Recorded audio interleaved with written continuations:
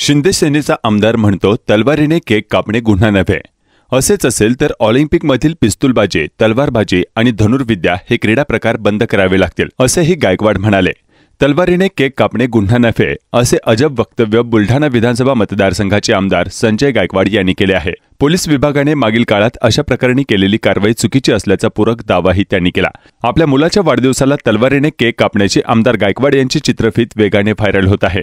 याबाबत संजय गायकवाड म्हणाले की तलवारीने वाढदिवसाचा केक कापणे गुन्हा नाही असे आपले ठाम मत आहे। पोलीस विभागाने अशा प्रकरणात संबंधित लोकांवर गुन्हे दाखल केले, मात्र ही कारवाई योग्य नाही असे मला वाटते। उच्च न्यायालयात पोलिसांची अशी कारवाई क्रश होऊ शकते। तलवार शौर्याचे प्रतीक मानले जाते। तलवारीचा वापर कोणत्या उद्देशाने केला हे महत्त्वाचे आहे। तलवारीचा वापर कोणाला मारण्यासाठी केला, धमकावण्यासाठी केला किंवा दंगलीमध्ये केला असेल तर 100% गुन्हा दाखल होऊ शकतो। आता काही कार्यक्रमात मोठ्या राजकीय पुढाऱ्यांना तलवारी भेट दिल्या जातात।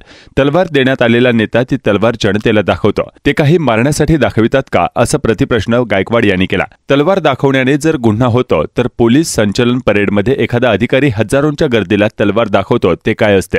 असेच असेल तर ऑलिम्पिकमधील पिस्तूलबाजी, तलवारबाजी आणि धनुर्विद्या हे क्रीडा प्रकार देखील बंद करावे लागतील, असंही गायकवाड यांनी म्हटलंय। तेव्हा तलवारीने केक कापणे हा काही गुन्हा होऊ शकत नाही। मागच्या काळात पोलीस लोकांनी अशा लोकांवर ज्या कारवाई केल्या माझ्या मते त्या चुकीच्या आहेत।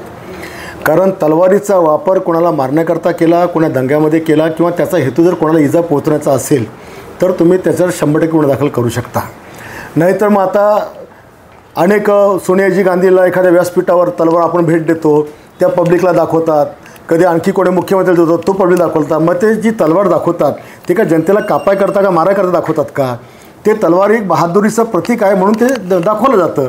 आणि तुम्ही असं जर तलवार किंवा याला असं म्हणाल की हे दाखवण्याचा गुन्हा होतो तर मग पोलीस परेडमध्ये DYSP त्या हजारोच्या गर्दीला सॅल्यूट करताना ती तलवार दाखवत फिरतो, मग तो त्याचा सॅल्यूट करतो, तो काय लोकांना मारायला दाखवतो का?